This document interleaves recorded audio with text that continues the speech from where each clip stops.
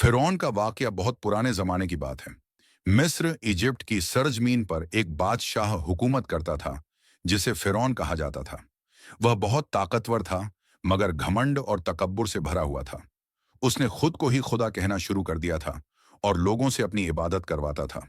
हजरत मूसा अलैहिस्सलाम की पैदाइश अल्लाह ताला ने बनी इज़राइल की हिदायत के लिए हजरत मूसा अलैहिस्सलाम को नबी बनाकर भेजा। फिरौन ने एक ख्वाब देखा कि बनी इज़राइल में एक बच्चा पैदा होगा जो उसकी हुकूमत को खत्म कर देगा। डर के मारे उसने हुक्म दे दिया कि हर पैदा होने वाले लड़के को कत्ल कर दिया जाए।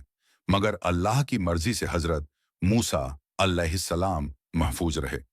उनकी मां ने उन्हें एक संदूक में रखकर दरिया में बहा दिया और वही संदूक फिरौन के महल तक पहुंच गया। फिरौन की बीवी आसिया ने बच्चे को अपना लिया। इस तरह मूसा अल्लाहु अल्लाहु अन्हु फिरौन के ही महल में परवरिश पाने लगे। हक की दावत जब मूसा अल्लाहु अल्लाहु अन्हु बड़े हुए तो अल्लाह ने उन्हें नबूवत दी और हुक्म दिया कि फिरौन के पास जाकर उसे एक अल्लाह की इबादत की दावत दो। मूसा अलैहिस्सलाम ने फिरौन से कहा, मैं रब्बुल आलमीन की तरफ से भेजा गया हूं। तुम घमंड छोड़ दो और अल्लाह पर ईमान ले आओ। लेकिन फिरौन ने इनकार कर दिया और कहा, मैं ही तुम्हारा सबसे बड़ा रब हूं।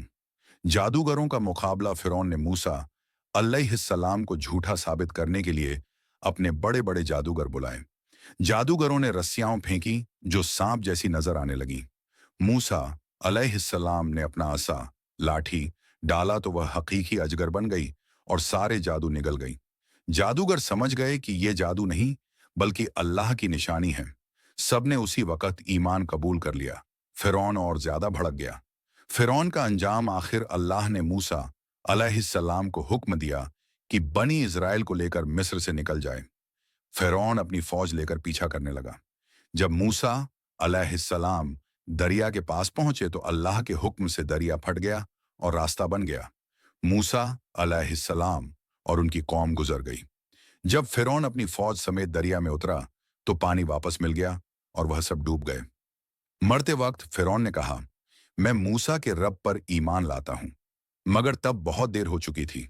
उसका ईमान कबूल न हुआ और वह इबरत का निशान बन गया। बनी इज़राइल पर जुल्म फिरौन सिर्फ घमंडी ही नहीं बल्कि जालिम भी था। उसने बनी इज़राइल को गुलाम बना रखा था।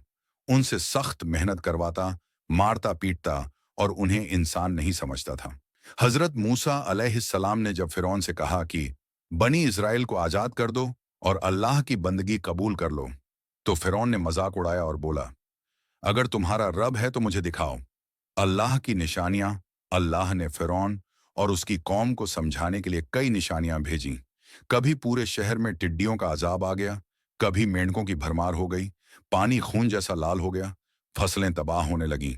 हर बार फिरौन कहता, ए मूसा, अपने रब से दुआ करो, अगर ये मुसीबत हट गई तो मैं ईमान ले आऊंगा। मगर जैसे ही अजाब टलता वह फिर वादा तोड़ देता। मूसा अलैहिस्सलाम का हौसला। मूसा अलैहिस्सलाम को कई बार डराया गया, कैद की धमकियां दी गईं, मगर उन्होंने हक कहना नहीं छोड़ा। उनके भाई हजरत हारून अलैहिस्सलाम भी उनके साथ थे। दोनों नबी दिन रात लोगों को समझाते रहे कि अल्लाह एक है, उसी की इबादत करो।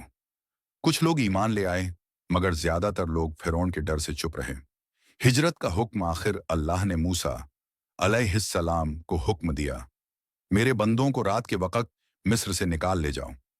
मूसा अलैहिस्सलाम हजारों बनी इसराइल को लेकर निकल पड़े।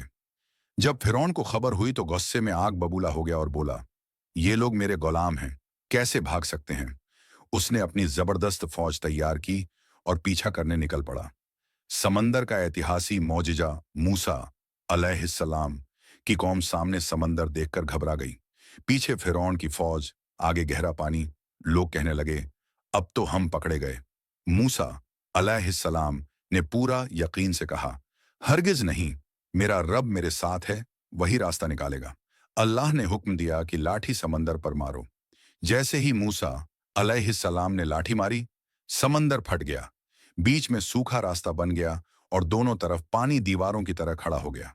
बनी इज़राइल आराम से गुजर गए।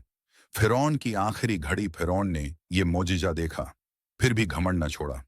वह भी फौज समेत समंदर में घुस गया। जैसे ही आखिरी आदमी पार हुआ, पानी आपस में मिल गया और फिरौन अपनी पूरी ताकत के साथ डूबने लगा। उस वक्त वह चिल्लाया, अब मैं मूसा और हारून के रब पर ईमान लाता हूं। मगर जवाब मिला, अब बहुत देर हो चुकी है। इस तरह दुनिया का सबसे बड़ा घमंडी बादशाह इबरत का निशान बन गया। आजादी की सुबह जब फिरौन अपनी फौज समेत डूब गया, तो बनी इजराइल ने पहली बार सच्ची आजादी का स्वाद चखा। सालों की गुलामी, जुल्म और डर का दौर खत्म हुआ। लोगों ने हजरत मूसा अलैहिस्सलाम का शुक्र अदा किया और अल्लाह की तारीफ में सजदे की। मगर आजादी मिलना आसान था, आजाद रहना मुश्किल। अजीब कौम की आदतें, सालों तक गुलाम रहने की वजह से बनी इसराइल के दिल कमजोर हो चुके थे। रास्ते में उन्होंने एक कौम को बुतों की पूजा करते देखा, तो मूसा अलैहिस्सलाम से कहने लगे, ऐ मूसा, हमें भी ऐसा ही एक खुदा बना दो जैसे इनके हैं। मूसा अलैहिस्सलाम बहुत नाराज हुए और बोले, तुम कैसी जाहिलाना बात करते हो। जिसने तुम्हें फिरौन से बचाया वही एक अल्लाह तुम्हारा रब है। तूर पहाड़ का सफर अल्लाह ने मूसा अलैहिस्सलाम को तूर पहाड़ पर बुलाया ताकि उन्हें हिदायत की किताब तौरात दी जाए। मूसा अलैहिस्सलाम 40 दिन के लिए गए और कौम की जिम्मेदारी अपने भाई हारून अलैहिस्सलाम को सौंपी। यहीं से एक नया इम्तिहान शुरू हुआ। सामरी का फितना एक आदमी था, सामरी। उसने लोगों के जेवर जमा करके एक बछड़े का बुत बनाया जो आवाज निकालता था। जाहिल लोगों ने कहना शुरू कर दिया, यही हमारा खुदा है। हारून अलैहिस्सलाम ने बहुत समझाया, मगर लोग न माने। जब मूसा अलैहिस्सलाम वापस आए और ये मंजर देखा तो बहुत गमगीन और गुस्से में हो गए। उन्होंने कहा, क्या तुम इतनी जल्दी अल्लाह को भूल गए जिसने तुम्हें समंदर से बचाया? फिर सामरी को सख्त सजा मिली और लोगों को तौबा करवाई गई। रेगिस्तान की जिंदगी अल्लाह ने बनी इसराइल पर कई इनाम किए। आसमान से मन और सलवा खास खाना उतारा, धूप से बचाने के लिए बादल का साया दिया, मूसा अलैहिस्सलाम की लाठी से 12 चश्मे जारी किए। फिर भी ये कौम बार बार नाशुक्री करती रही। कभी खाने की शिकायत, कभी पानी की, कभी मूसा अलैहिस्सलाम पर एतराज।